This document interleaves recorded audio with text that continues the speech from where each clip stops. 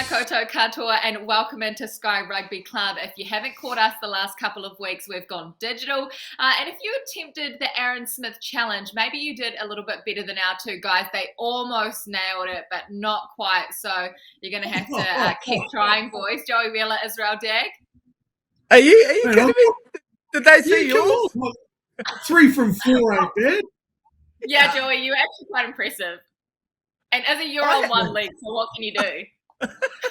And Izzy was about 3 metres away from Daisy.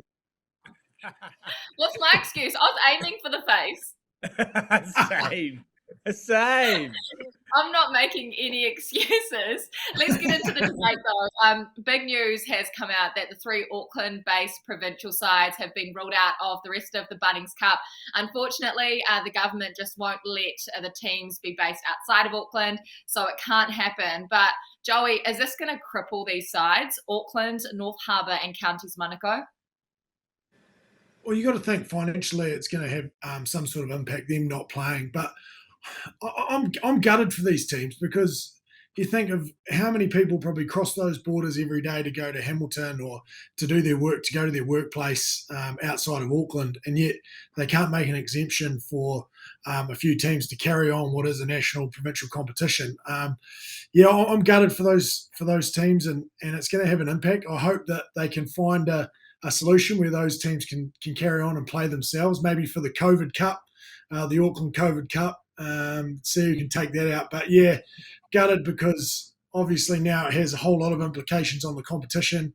Will there be a promotion or a relegation from a team from the championship and from the premiership, or will it just be basically friendly matches for the rest of the NPC? That's obviously up for debate now with NZR, but yeah, gutted for them.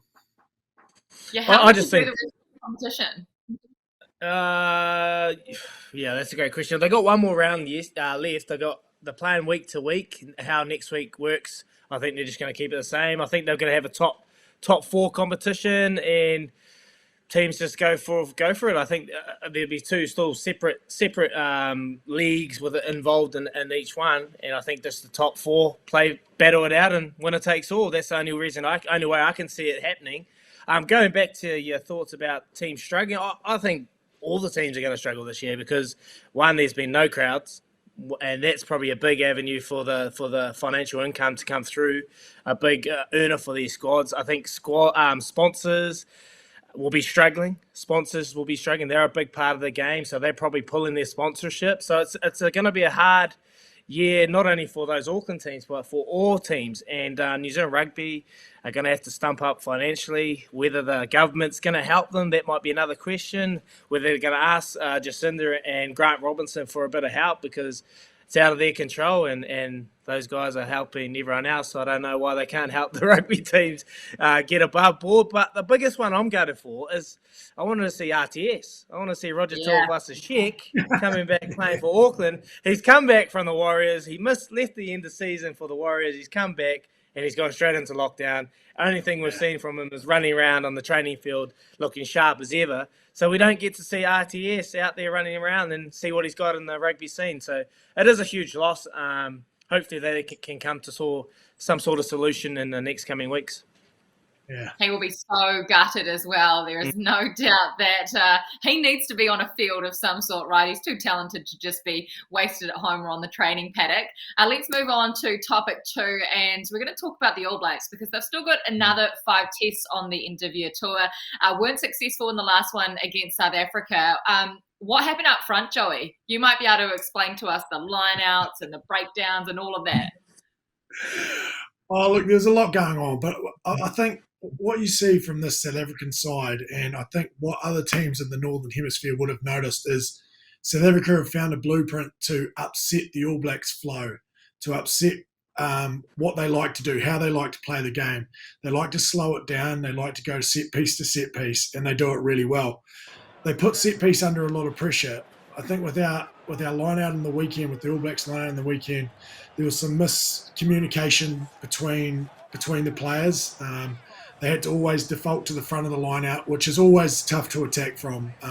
As you backs know, Daggy, you love to attack off the back ball because you generally tie up a few defenders at the back. So The South Africans did a great job of manipulating the All Blacks D by situating 2 pods against our full lineout and basically just moving as Brodie was calling the lineout. So really hard for Brodie to read exactly where they were going to situate themselves.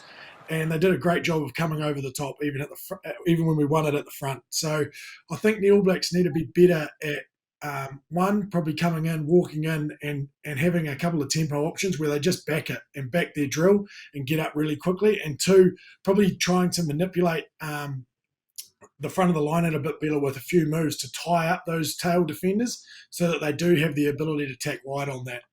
One bonus is obviously Sam Whitelock. The line-out guru is coming back into the All Blacks frame for Scott Hey. I remember we last spoke ago. about it, and you said, Sam, I was going to ask you, mate, Sam Whitelock is the key, Joey Wheeler, and you said that Scott Barrett was the one. So he is a big loss for this All Black side, you're right? And in terms of the line-out dagger, yeah, Sam Whitelock, there's no one better in world rugby than Sam Whitelock when it comes to the line-out. In terms of general play, our type 5 are phenomenal. Like world-class, best in the world around the field. But when teams don't allow the All Blacks to play that style of game that we love to watch, that we play week in, week out in Super Rugby, when they don't allow you to do that, when they slow that down, that's where we always get stuck. When they go set piece to set piece, that's the biggest worry for me. That's where we always struggle. So I think we need to have the ability to adapt to that somehow. We need to be a little bit better with not only our set piece, but our ruck work, our work under the high ball, our kick chase game, and creating opportunities to get that unstructured rugby through our kicking game, because we just haven't been doing that well enough. And we saw it in the last World Cup. That's where we got tripped up against England. And we're seeing it again now with South Africa in the last 2 tests, that bar the Geordie Barrett penalty, we probably would have lost that. And then obviously in the weekend we lost. So we've got a massive challenge in the next couple of years to grow our game, to develop that we can actually compete against these teams that are so set piece orientated. Yeah, I love it. And I was just touching on that Sammy Whitelock thought. I just think without him there with Brodie Retallick, I feel like Brodie has too much on his plate without Sammy there. I feel like without Sammy, Brodie's not able to do the things that we see Brodie doing around the park, his ability to get around the park, ball play. You got 2 unbelievable line-out threats defensively and attacking that you can hit. And you spoke about it. I had Jace Ryan talking to him at the start of the week, talking about the 2 big twin towers in the line-out for South Africa. They've got 2 twin towers in that line-out, and they made the All Blacks resort to that front ball. And like you said, you just can't attack off it. It's a cop-out. So the All Blacks had to go through, and you'll know more than this about me, but get a plan, manipulate the line out, start moving around, moving those twin towers, because they are static at the moment, and when they stay there, they're hard to beat. But when you move them around in the line out, then you can get some good gains. And look, on the weekend, you have to take your hats off to South Africa. I take my hat off to them. They played a great game of chess. That week 1, they played a game that was just kicking orientated. They kicked over 1,000 times. Second game, the All Black had planned for it. Plumtree came out and said, look, we know what to expect now. We're going to catch everything. They didn't kick it. They ran it, and they caught the All Blacks off guard. And when you play a team that kicks a lot, you drop your players back. So your wingers are back, your fullbacks are back, your centres are already looking to go back to support and counter-attack.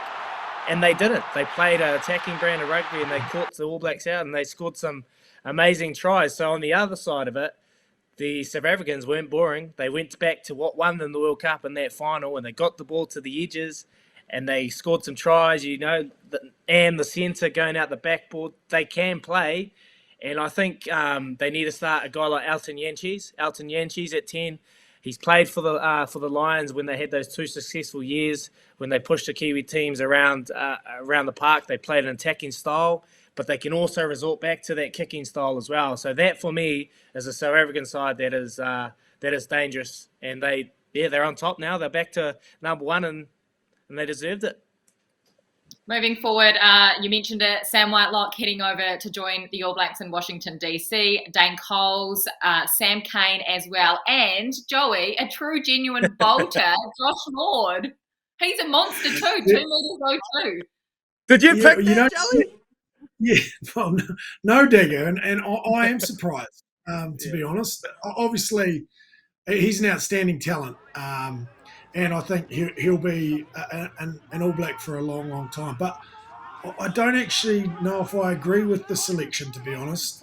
Here's a kid who's, I don't know, 20 years of age. I think he's played maybe a handful of Super Rugby games and a couple of seasons of NPC, yet he's somehow managed to edge out some seasoned campaigners to get on this tour, the likes of Quinton Strange, Puddy Parkinson, Josh Dixon, Sam Darry come to mind, who are young men who are proven probably at that Super Rugby level, but aren't getting that opportunity to then get in this environment, the great All Black environment, to take their game to that next level. And I am a little bit surprised because I don't know if he's quite proven at that next level yet to take that step, but I know that they have done this in the past and they've taken punts on young players. I think of Ardie Savea, Asafa Omua, where they've done this. But those guys haven't then made it straight away back into the All Blacks. So I don't know. I understand it, but I'm a little bit old school, I think, Dagger, in the respect that I'm kind of like, I would like to see them reward guys who have proven time and time again to perform at that next level and earn the right to put on that All Black jersey. You've played in the All Blacks. I haven't, but I'm still kind of old school in my thinking that, that jersey is pretty sacred. And I think a young guy, I'm sure he's an outstanding talent. I've seen a lot of him in the undergrad stuff, and I think he will be an All Black eventually. But it's a lot of pressure to be putting on a 20-year-old to take him on tour when he's only played 22, 23 first-class fixtures. Yeah, look, to be honest, I was totally surprised. Totally surprised. Didn't even pick it from anywhere. Like you said, mate, like the talent around you. Mitchell Dunche, he's coming back from injury. He's been in that environment before. Yeah, what kind of precedent does this set for those players? Do they, throw their toys and go, look, mate, I've been slogging my guts out here. And now these guys at 24, 25, uncapped, they then go, well, what's the point in hanging around? Why don't I go make double what I'm earning now in Japan or Europe when they're not getting rewarded at that next level? What's the carrot? What's the carrot for these guys, Yeah. No, you're right. And look, I'll be honest, I don't want to take it away from Josh Lord. It's a special moment for him and his family. And exactly. I remember that, those special moments when we make special teams show you, it is a very special time in their life, and he is going to get an opportunity. He's going to be learning from the best. But you're right, mate. It was a shock for me, and I did not see that coming. Only time I actually heard of his name was when I had Clayton McMillan on the other day, and he spoke about this Josh Lord and young guy coming through. He's got a huge future. Reminds him of Brodie Retallick. And I was like, oh, yeah, cool. And then next minute, he's named in the All Blacks. I was like, wow, this guy he must be amazing. So, look, it's out of nowhere. But then you think of the great bolters. I think of a guy like Isaiah Tuiava, played one game at NPC, went in there, had a pretty successful career. So, look, I hope this just doesn't they're doing it for the right reasons. They're doing this for the right reasons. They obviously see a future in the young kid.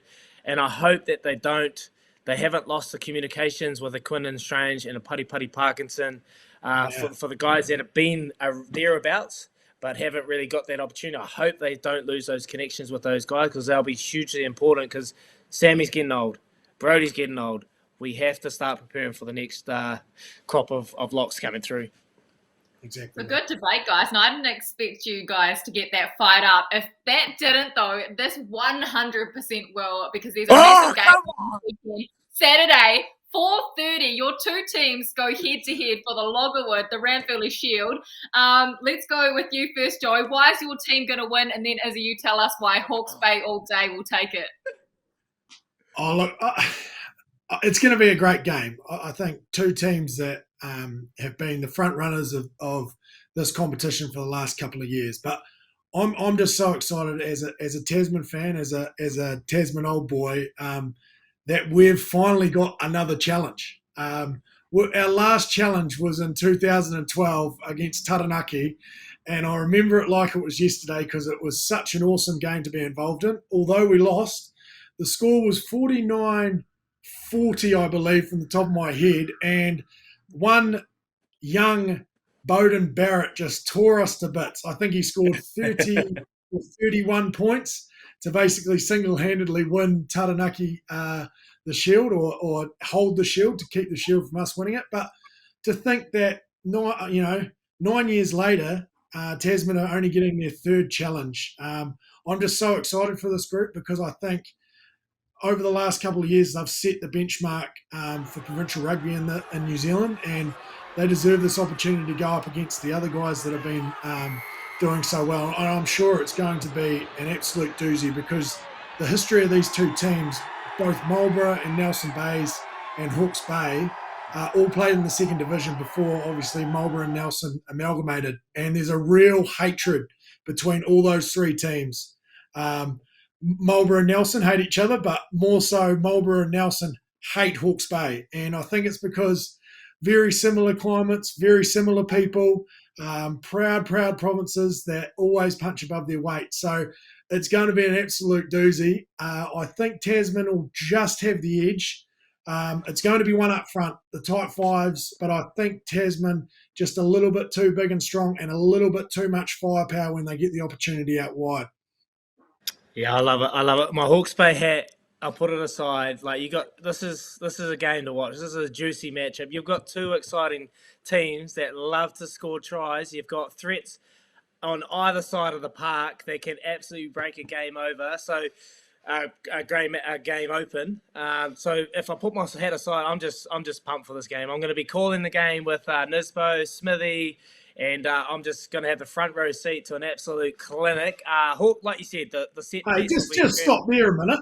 Just stop there a minute. How did you and Smithy get on that game? You need someone representing Tasman. Bloody too many Hawke's Bay boys just crowing like magpies. Oi, COVID restrictions, mate. We can't be sending Joey Wheeler from Nelson with about 58 other Tasman folk, mate. Come on. Can't have too many. TJ and I should be calling that game. Can't have too many of his here, mate. No, we need Nisbo. He's a neutral. And I'll put my hat on the side. I'll take my Hawke's Bay hat off, mate. I'm a neutral. No, I'm not. Hawke's Bay all day. I think Cash Dixon will get the first try. He always does. Loves leaning on the back of a maul. Honestly, I think this game is going to be juicy. I look at the Tasman side. You got a guy like Lester Whainganuku at centre who doesn't pass the ball at all. Give him the ball, he'll break the tackle. He offloads. He's beaten the most defenders. He had 23 carries last weekend, so he's busy.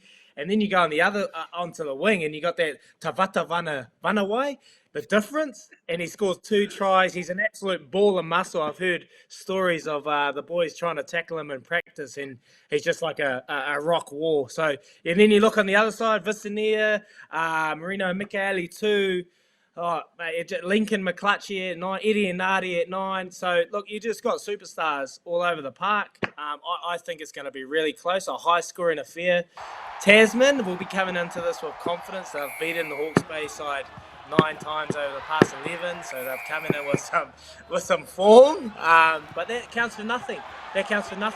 They haven't won the Shield since 73 when Marlborough and Joey wasn't even thought of back then. So look, they're coming in here blind, with a blindfold over their eyes. They've got no hope. Hawke's Bay all day. We finally got there. Guys, I'm sold. I'm done. I'm sitting right in between the two of you. No. And the new. Put it in my calendar. 4:30 Saturday. It's the game to watch. Who you got, Kirst? Get your fin up, girl. Oh, wow. Hawke's Bay all day. Yeah, Hawke's Bay all day. Go girl. Bro, 4:30 Tasman. Saturday, you have to watch that one. Tasman Great work today, guys. Hope you enjoyed the chat at home. Continue it in the comments. Tasman have got the Crusaders salary. Tasman have got that. You can't stop him. You can't stop him. He'll just keep talking, but we have to go. Lovely to have you joining us here on Sky Rugby Club Digital.